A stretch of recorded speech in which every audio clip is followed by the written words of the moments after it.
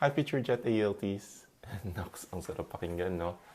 Welcome to What's Up with ALT Zone. Rui Sensei here, helping you take your first step to Japan. If you haven't watched my videos on eligibility and plus points for Jet ALT, you can still access them using the link that is on the screen. These videos will help you decide whether Jet or being an ALT is really for you. Today's video is all about the application process and practical tips to increase your chances of getting selected to proceed to the second phase of screening. So, are you ready?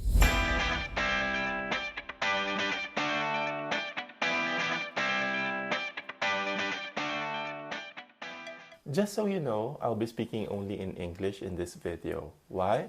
Because that's exactly what JET program screeners expect of you.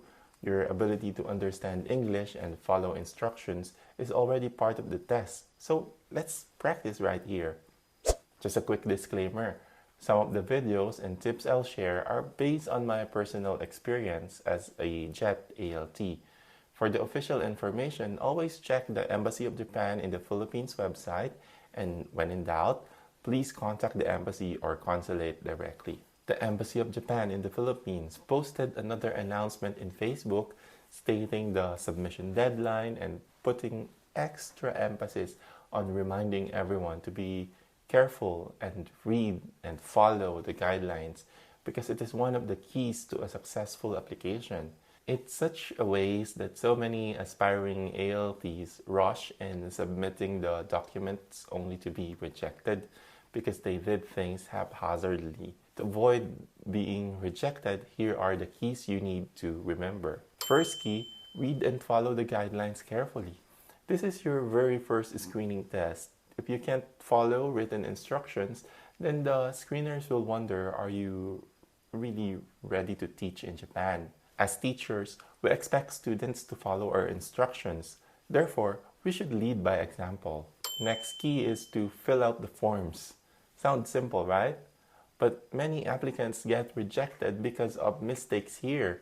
Double check your answers, spelling, and details. No shortcuts, no bahala na mindset. This is official, so treat it seriously.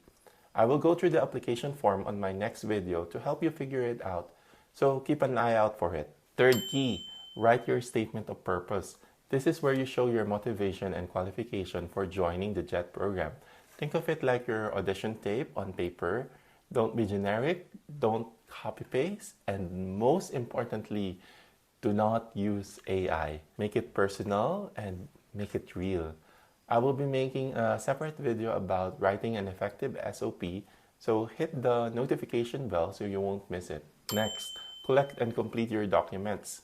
Important reminder, do not include anything that is not asked for. That means no resumes, no extra certificates, no extra letters, etc. If it's not listed in the guidelines, don't submit it. Do not submit an incomplete application document as well. You will not be able to append your incomplete document, so make sure you have everything on file before you submit. If your documents are incomplete, your application might not even be considered.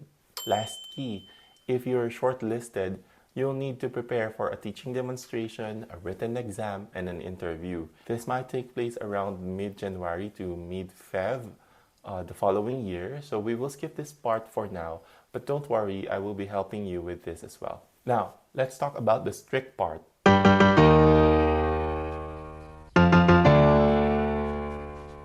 Compiling your application. You are to submit 3 complete sets, 1 original and 2 photocopies. You also must print and sign 1 copy of the information sheet and agreement of document submission, then put it on top of the original set, unnumbered. Put them all inside 1 brown or transparent plastic envelope with the first set of original followed by the 2 sets of photocopies. So that will be the information sheet and agreement of document submission on top, followed by the original set application form.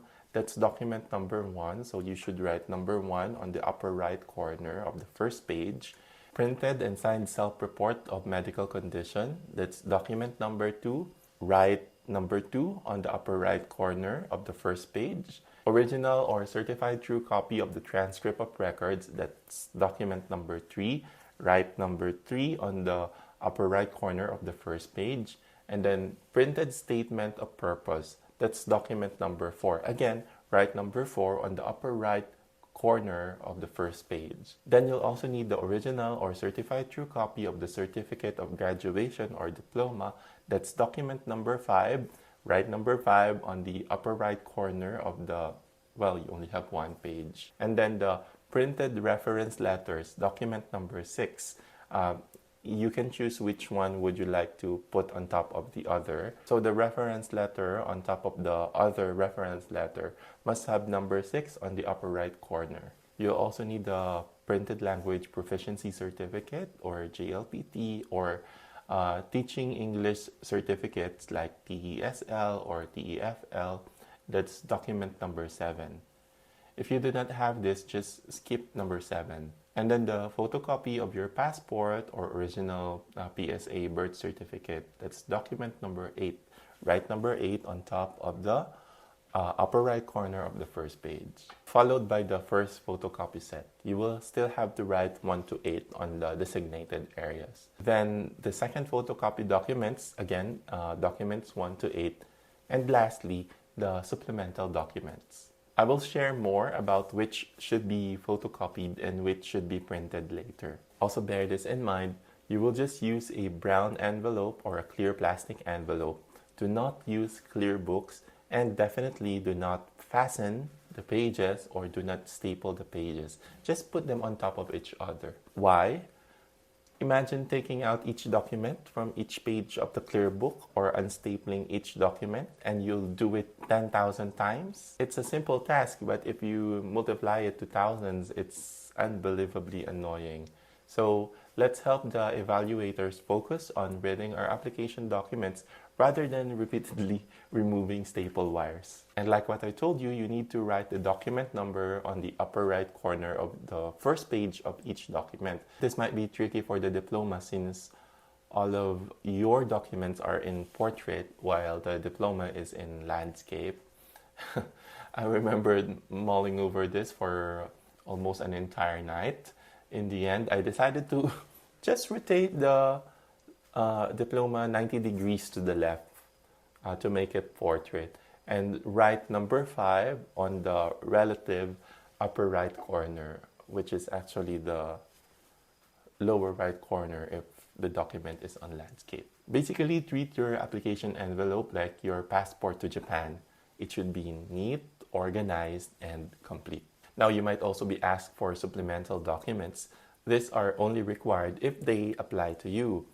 The first one is statement of physician. If you listed something in the self-reports, say hypertension, diabetes, or any disability, you will have to secure a medical clearance from a medical doctor. Second is teaching certification. This is different from the teaching certification that you get when you enroll to TESL and TEFL.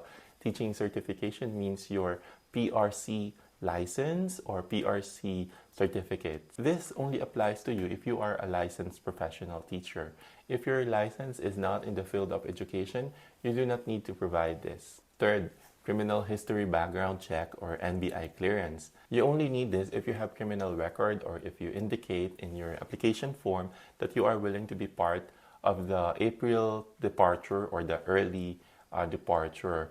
If you do not have this yet due to appointment issues, but you are supposed to submit it, you can just take a screenshot of your appointment and include it in your submission. If none of this apply to you, then you don't need them. But if they do, include them properly. They do not have to be numbered. How to submit your documents? There are 2 ways to submit your documents. First, you can use the courier services like LBC, Grab, Lalamove, etc. The address should be the JET program, open and close parentheses, ALT, Japan Information and Culture Center, Embassy of Japan in the Philippines, 2627 Rojas Boulevard, Pasay City, 1300. The other option is to personally deliver it to the security personnel at the back entrance of the Embassy of Japan in the Philippines. Take note, it's the back entrance, not the main entrance. Most applicants prefer this method to ensure that their documents will be delivered properly. I remember being extra nice to the guard because that is my dream in his hand, and if I give him bad impression, he might just toss it in the bin the moment I turn my back. But that's me overthinking. But you can trust they will hand it over to the office. If you will be delivering the documents, remember that they will only accept them during weekdays from 9 a.m. to 4:30 p.m. except holidays and during lunch break. Their lunch break is from 12:30 p.m. to 1:30 p.m. So be mindful of the time. Okay, questions and tips. I received several questions and I have consolidated them to help clear things out for everyone. And I will also give practical tips for this stage. First question. I only have an electronic copy of my TEFL training, so an original copy is not possible. What should I do? Well, the instruction says you need to secure one original copy and then 2 photocopies. But in this case, just print 3 copies and treat one as if it is the original. This is also true for the passport, the letter of recommendation, the self-report medical condition, and the statement of purpose. Just print 3 copies. Number 2, I lost the actual certificate, which they gave out during the PRCO taking. I personally did not have to stress out on this since I had it on file. So I asked the help of fellow ALTs on this one. And I was able to confirm that they just submitted the scanned copy of their teaching license, the PVC card. Third question, if I use a courier service like LBC, they have their own envelope or packet for parcels, and the instruction says to only put it in brown or transparent envelope. Is that okay? Yes, but I delivered mine personally. So like what I said, it's the preferred method by most ALTs. So I do not have personal knowledge on this, but according to ALTs who are from far-flung areas, they use LBC. So I guess it's fine. They're here. Fourth question, will the guard Fourth question, will the guard really deliver my documents to the office? This is the funniest question since so many ALTs can relate to this.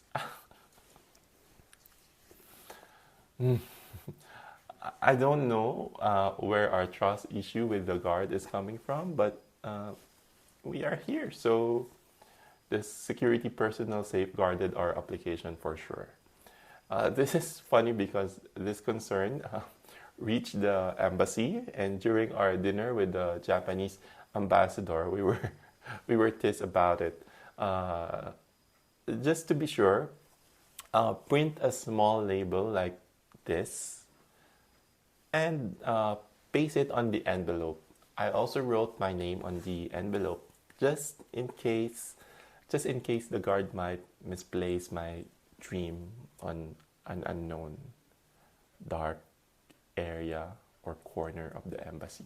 Hello darkness, my old practical tips. Number 1, use Google Maps or Waze to find the back entrance of the embassy. It's a bit difficult to find and it is tucked away on a small alley. Also, there is no parking space nearby, so plan ahead. Practical tip number 2, you might want to hold on to the original copy of your diploma and TOR since it might be challenging to secure another one or another original copy from your school, as in the case of many of us. Just request for a certified true copy from your school registrar or bring a photocopy together with the original copy to a notary public and have it notarized. JET will still accept those copies as written in their guidelines. Practical tip number 3, on the subject of diploma and TOR again, request for 3 certified true copies from your school registrar. It should be easier than requesting another original copy. Just photocopy the original that you have, bring the original and the photocopies to the school registrar and have him or her stamp it with CTC, Certified True Copy, sign and dry seal it. Why 3 copies? You will submit the first copy to JET. The second copy you will need when you are processing your DMW exit clearance if you make it to the finals. And the third copy is for emergencies. The original copy is for you to keep should you need to make more copies next time. And that's it. Those are the application guidelines. It may look long, but really it's simple if you just follow the instructions carefully. In my next video, I'll guide you step by step on how to properly fill out the application form. It will be a quick video. If you have any questions, feel free to write in the comment section. I might be able to answer them immediately or in the next video. Don't forget to like, share, and subscribe, and hit the notification bell so you won't miss any of my JET tips. I'm Rui Sensei, here to help you on your journey to Japan. See you in the next video.